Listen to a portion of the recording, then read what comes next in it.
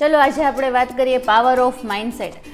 હું ડૉક્ટર ઉત્પલ આયો, dietitian from ફીડઝેડ. આપણે છે ને નરિશમેન્ટ માટે ઘણા બધા ફેક્ટર્સ જોતા હોઈએ છીએ, ઘણું બધું કરતા હોઈએ છીએ, પણ આપણે પાવર ઓફ માઇન્ડસેટ તો ભૂલી જ જઈએ છીએ ને, કે આમ નક્કી કર્યું છે કે ચલો મારે વેઇટ લોસ કરવો છે, મારે હેલ્ધી રહેવું છે, મારે હેલ્ધી જર્ની સ્ટાર્ટ કરવી છે, બટ ડિસિપ્લિન નથી રાખી શકતા આપણે. શું કામે? કેમ કે આપણું પાવર ઓફ માઇન્ડસેટ એટલે કે આપણું માઇન્ડસેટ જ નથી હોતું કે આપણે શું કરવાનું છે, અથવા તો આપણે નેગેટિવ માઇન્ડસેટ કરીને બેઠા હોઈએ છીએ.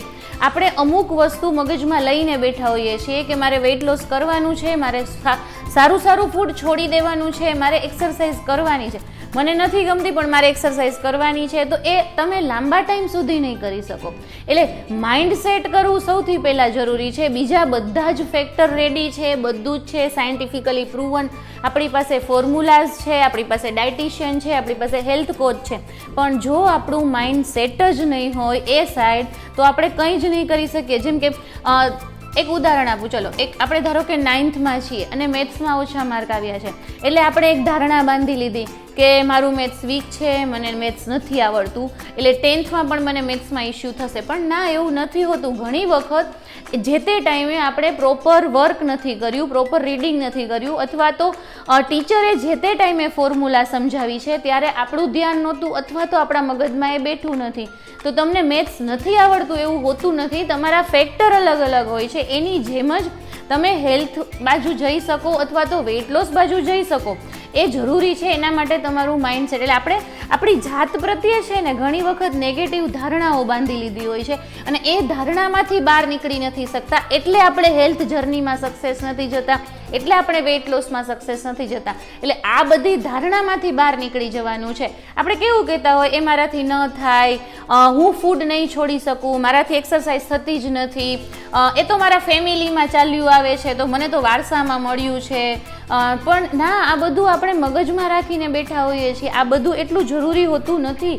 ઘણી વખત કોઈ કહે ને કે હું કાં 100% આપીશ, કાં હું 100% નહીં આપું, એટલે હું કાંઈ નથી કરતી. પણ ના, એવું નહીં. તમે 0થી સ્ટાર્ટ કરો, પછી 100એ પહોંચવાનું છે ને. અમુક વસ્તુ આપણા માઇન્ડસેટમાંથી નીકાળવાની છે, અને જો એ નહીં નીકળે તો તમે ક્યારેય સક્સેસ નહીં જાઓ. એ પછી વેઇટ લોસ હશે, હેલ્થ જર્ની હશે, કે બીજા કોઈ પણ સાઈડ હશે, તમારે તમારું માઇન્ડસેટ ચેન્જ કરવું ખૂબ જ જરૂરી છે. એના માટે શું કરવું જોઈએ?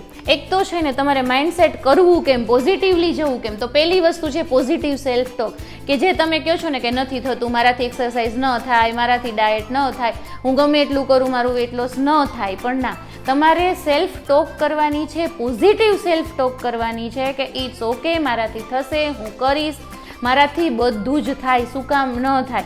અને એ એવું નથી કે એક દિવસમાં કે એક કલાકમાં તમે વિચારી લીધું ને પોઝિટિવ સેલ્ફ ટોક કરી લીધી એટલે બધું જ પોઝિટિવ થઈ ગયું. તમારે આદત પાડવાની છે, તમારે જોવાનું છે, ઓકે મારાથી થશે, હું કરીશ, તમારે એન્જોય કરવાનું છે. જો તમે ક્યારેય પણ ડાયટ કે એક્સરસાઇઝ એન્જોય નહીં કરો તો તમારું હેલ્થ જર્ની કે વેઇટ લોસ સાઈડ નહીં જવાય. તમે થોડાક ટાઈમ પછી કંટાળીને મૂકી દેશો. એટલે પોઝિટિવ સેલ્ફ ટોક એટલી જ જરૂરી છે. બીજાથી થાય ને મારાથી ન થાય એવું નથી હોતું. જસ્ટ એના માટે પોસિબલ છે તો એ મારા માટે પણ પોસિબલ છે એવું પણ વિચારી શકાય ને. સો અત્યારે છે ને સોશિયલ મીડિયાના જમાનામાં ઘણી વખત અમે જોતા હોઈએ છીએ કે કોઈની હેલ્થ જર્ની હોય અને એ તરત જ એના ટૂંકમાં પ્રોપર ફિગર ઉપર અથવા તો પ્રોપર હેલ્થ ઉપર પહોંચી ગયા હોય એને જોતા હોઈએ છીએ આપણે. પણ એ પણ ક્યારેક બિગિનર હતા, એણે પણ 0થી જ સ્ટાર્ટ કર્યું છે, સીધા 100 ઉપર નથી પહોંચી ગયા. સો આપણે પણ ત્યાંથી જ સ્ટાર્ટ કરવાનું છે. આપણે એમાંથી મોટિવેશન લેવાનું છે. એણે કર્યું છે, એણે હાર્ડવર્ક કર્યું છે, તો હું પણ કરીશ, એનાથી થાય તો મારાથી પણ થાય. એટલે એ પોઝિટિવિટી પણ જરૂરી છે. ઓકે, સીધું મારાથી 1 કલાક એક્સરસાઇઝ નથી થતી તો પણ એમાં પણ માઇન્ડસેટ કરવાની તમારે જરૂર છે કે ઇટ્સ ઓકે, જો તમારાથી 1 કલાક એક્સરસાઇઝ નથી થતી તો આપણે 5-10 મિનિટથી સ્ટાર્ટ કરીએ ને. ચલો, હું મારું જ એક્ઝામ્પલ આપું કે ભાઈ મેં જ્યારે મારી હેલ્થ જર્ની સ્ટાર્ટ કરી ત્યારે મારાથી પણ 1 કલાક એક્સરસાઇઝ નહોતી થતી.